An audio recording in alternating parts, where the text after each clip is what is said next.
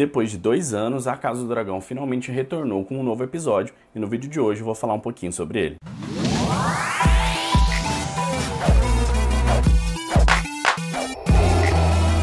Saudações antarianos e antarianas, eu sou o Gustavo Lopes, sejam muito bem-vindos de volta aqui.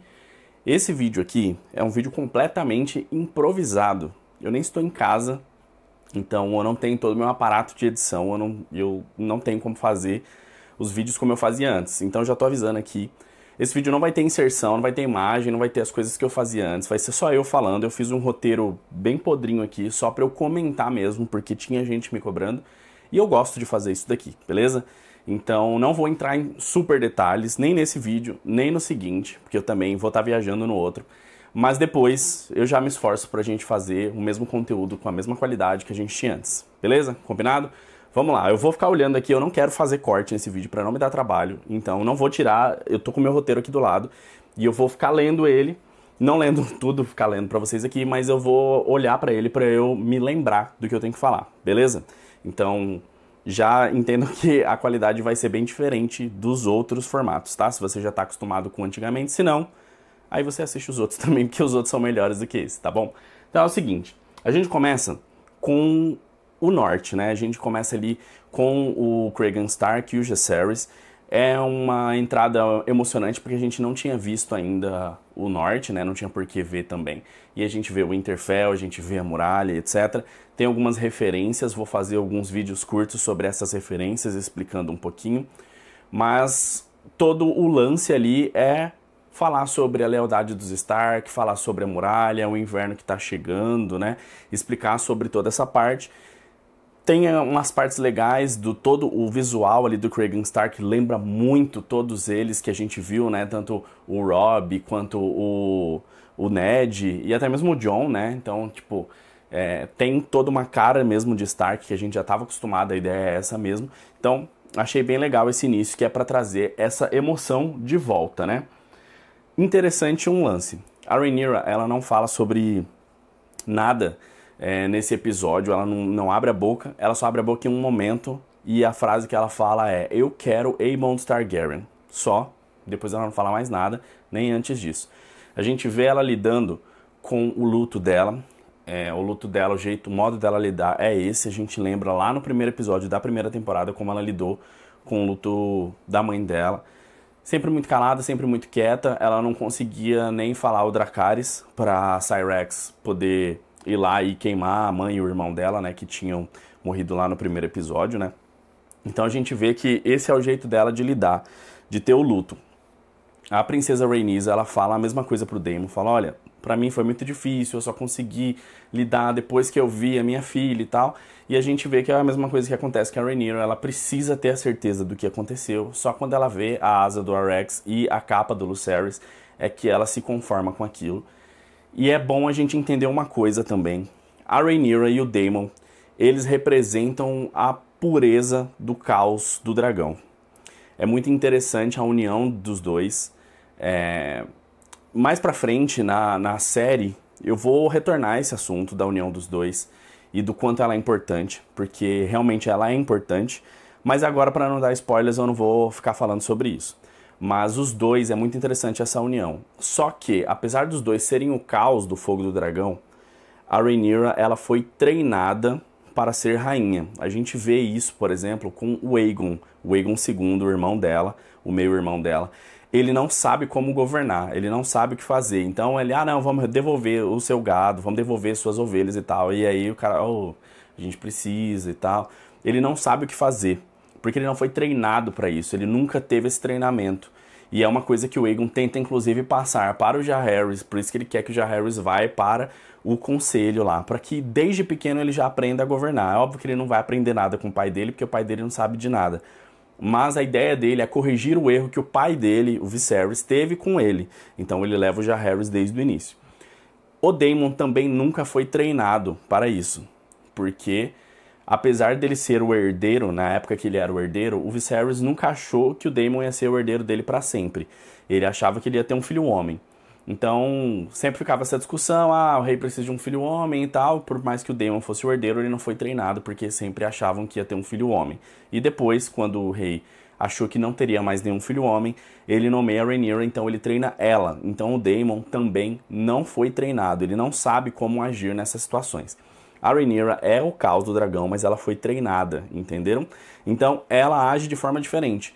Tanto que ela fala o lance de que ela quer o Aemond Targaryen, mas existe ali um lance, tipo uma resistência dela ali, porque ela sabe o que isso vai gerar. E ela não quer isso, ela quer a paz, ela quer vencer essa guerra meio que, tipo, sem precisar ir a campo de batalha. Então tentar convencer o máximo de casas possíveis e tentar confrontar o outro governante, que no caso é o Aegon, falando, olha, eu tenho muito mais gente que você, desiste, é muito bom, né? Mas desiste, porque não tem como você vencer. Então a ideia não é lutar. Essa é a mesma ideia da Alicent, beleza? Então o Daemon não entende isso, que ele não foi treinado para isso. Outro ponto, tivemos a apresentação de mais personagens no núcleo Velaryon. A gente vê o Corlys Velaryon conversando com um cara chamado Elys Velaryon. Depois, no trailer, a gente vê o Elys conversando com outro cara lá, que tem os cabelos que não são da cor dos cabelos dos Velaryon, mas ele tem o cabelo no mesmo estilo. Provavelmente aquele é Adam. O Ellen, ele é provavelmente um bastardo da casa Velaryon. Aqui é um spoiler dos livros, mas não é nada impactante, tá bom? Não é nada impactante ali de como a história se molda. Até porque eles já mudaram algumas coisas nessa história e vocês já vão entender o porquê. O Ellen e o Adam provavelmente são bastardos da casa Velaryon. O Adam é provavelmente, na verdade é com certeza, um bastardo do Laenor Velaryon. E é estranho falar isso porque a gente sabe que o Laenor não conseguia ter relações com mulheres, mas ele disse lá na primeira temporada que ele já tinha tentado. Então, numa dessas tentativas, é muito provável que ele tenha conseguido, então, gerar esse filho, que é o Adam Velaryon. Dizem que o Ellen também é. O Ellen é irmão do Adam. O Ellen é o mais velho, o Adam é o mais velho e o Ellen é o mais novo. Ellen foi aquele que a gente viu. O Adam é o que tem cabelo, que a gente vai ver no próximo episódio. É provável que os dois sejam irmãos e filhos do Laenor, mas também é improvável. É improvável porque é difícil acreditar que o Laenor fez a mesma coisa duas vezes, entendeu? Então, ele deu meio que um golpe de sorte e ele conseguiu ter ali, então, um herdeiro. A gente tem certeza que o Adam é um Velaryon, filho do Laenor, porque ele consegue montar um dragão.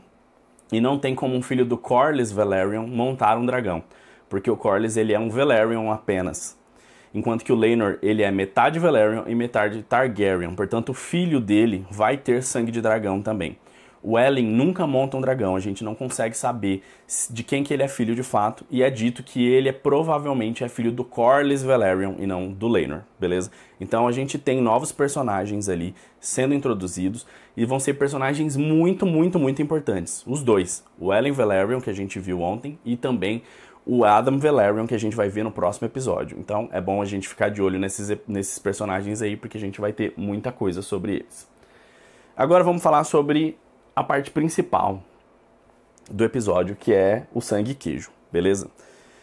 O George Martin, algum tempo atrás, umas 2 semanas ou 3 semanas atrás, ele lançou uma nota lá no blog dele, criticando produtores de séries. Muita gente acha que ele estava falando de uma série da Disney chamada Shogun, se eu não me engano, eu não assisti essa série, mas parece que é uma série aí que a Disney estava lançando, e parece que eles adaptaram bastante o material e tal, e aí o Martin, ele fala sobre como os produtores acham que eles conseguem mudar o material e melhorar o material. E aí o que o Martin diz é o seguinte: cara, a gente como escritores, a gente já escreve o que a gente acha que é melhor.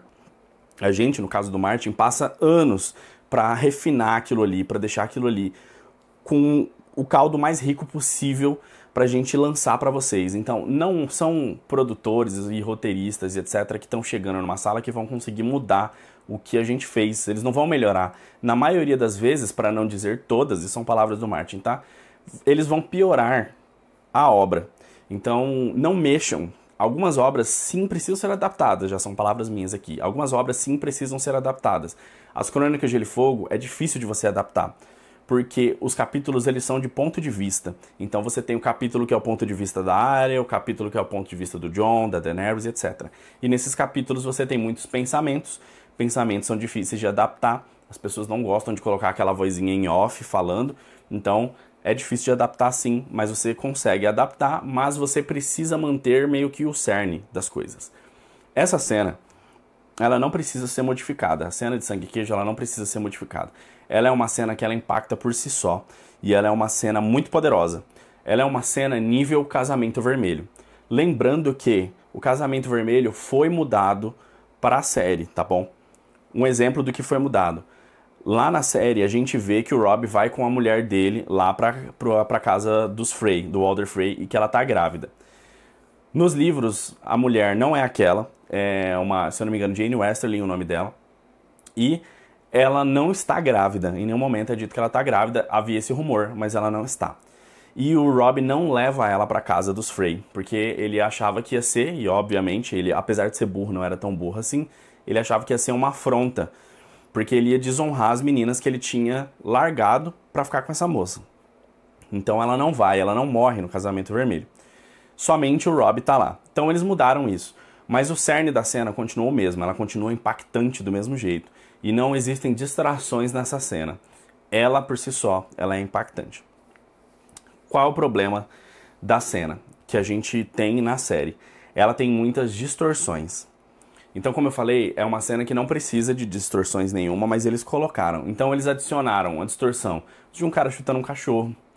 Eles adicionaram uma distorção de as crianças estarem dormindo. Não tem o mesmo peso dramático que tem nos livros. Eu já vou falar o que acontece nos livros. Eles adicionaram a distração deles passarem pelo rei, falando que o irmão é um cachorro, que ele só é super leal, faz o que ele manda e tal. Eles adicionaram várias distorções e distrações que não precisavam. E por último, eles ainda adicionaram a pior distração possível, que é uma cena mais 18, numa cena que ela deveria ser só impactante pelo mais 18 violento e não por aquele mais 18 que a gente viu. Então tira completamente o peso dramático, porque você divide a sua atenção do que está acontecendo ali com outras coisas. Os memes que a gente vê na internet mostram isso. Muita gente ficou mais preocupada com o cachorro que foi chutado. Você não precisa falar que esses caras são malvados chutando um cachorro. Eles vão literalmente tirar a cabeça de uma criança. Você sabe que eles são malvados.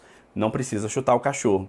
Você não precisa fazer eles atravessarem toda a Fortaleza Vermelha para mostrar, olha só como eles conseguem se infiltrar. Até porque isso nem sentido faz. Então, o que acontece nos livros? Eles chegam escondidos da mesma forma, mas eles não passam por toda a Fortaleza Vermelha. Eles entram direto para o aposento, que é da Helaena. E lá, a Helaena, nos livros, e o Aegon, eles têm 3 filhos. Os gêmeos, o Jaehaerys e a Jaehaera, e um mais novinho chamado Maelor, ok? O que acontece? Eles falam pra Helaena, pra ela escolher qual dos filhos dela que tem que viver.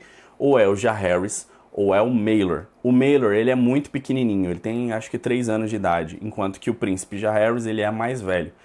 A Helaena, ela implora, ela chora, ela pede pra levar ela no lugar dela, levar ela no lugar deles, aliás.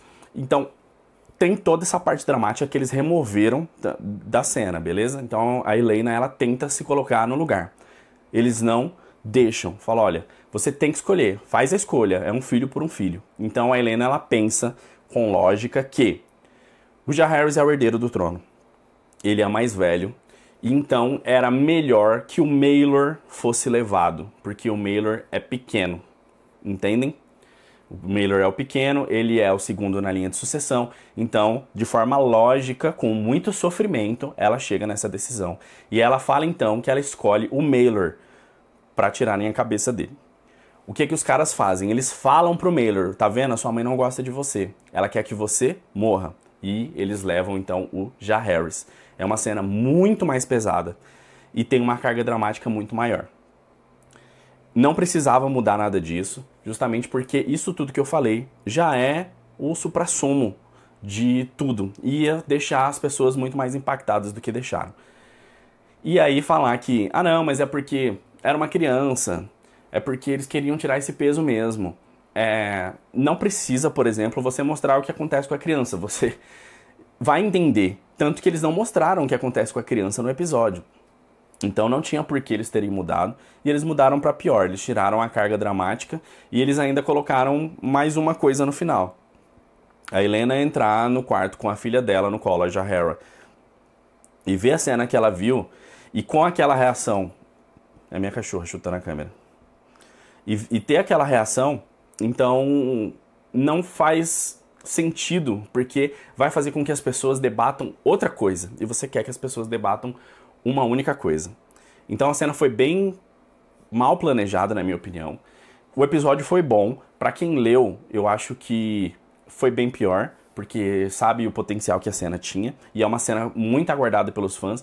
Eles colocaram foreshadowing. Foreshadowing é quando você coloca uma cena que ela faz referência a uma coisa que vai acontecer lá no futuro. Então já tinha, por exemplo, no episódio 5, no casamento da Rhaenyra, um ratinho com uma pocinha de sangue bebendo um sangue ali, entendeu? Então isso é um foreshadowing, que é sangue e queijo, porque ratos comem queijo e eles eram caçadores de rato.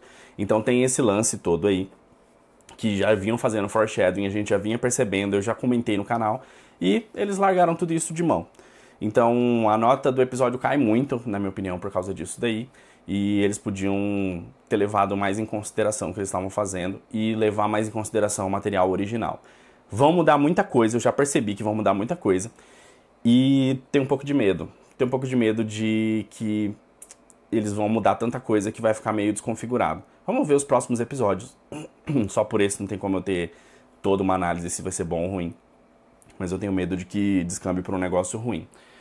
Os antigos produtores de Game of Thrones, da série original, eles foram excelentes enquanto eles tinham material para adaptar. Eles fizeram adaptações muito boas e por mais que eles mudaram algumas coisas, as cenas continuavam tendo um peso muito grande. Os novos produtores, eles não parecem que eles sabem nem fazer isso. A Game of Thrones ficou ruim quando acabou o material para ser adaptado. O David e o Dan, que eram os dois que adaptavam antigamente, eles não conseguiram manter da cabeça deles e da mente dos roteiristas o padrão que a série tinha quando eles estavam adaptando o que era da cabeça do Martin. Os episódios que teve maior brilhantismo, como por exemplo o Segure a Porta, ou então o Hard Home, que é o Duro Lar, ou então outros episódios assim, que já não tinha mais o que ser adaptado, eles já tiveram um peso muito maior do Martin para escrever aqueles episódios. Então eles eram muito bons em adaptar. Os de agora talvez não sejam tão bons assim. Mas a gente espera que seja só uma escolha infeliz nesse caso e que melhore para os próximos e vamos ver. Próxima semana eu tô aqui para falar. Muito obrigado para quem assistiu até aqui. Não se esquece de deixar o like, se inscrever, sininho, parará, parará. E mandar para todo mundo. Desculpa pela qualidade do vídeo, mas eu acho que era o que dava para fazer. Obrigado, pessoal. Até a próxima.